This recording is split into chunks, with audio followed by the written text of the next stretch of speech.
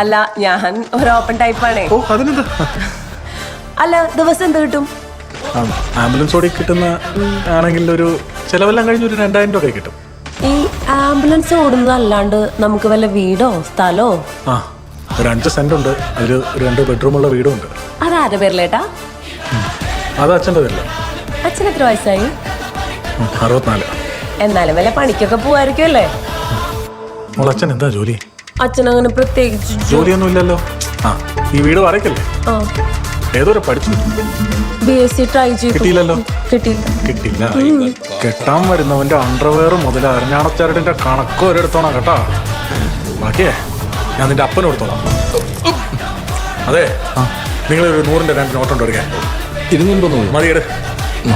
അതെ ഈ നിരത്തി വെച്ചിങ്ങനെ എല്ലാത്തിനും കൂടെ ഒരു 100-150 രൂപ വില വരും. ഇത് 200 ഉണ്ട്. ബാക്കി 50 അച്ഛനും മോളും കൂടെ തിന്നോ.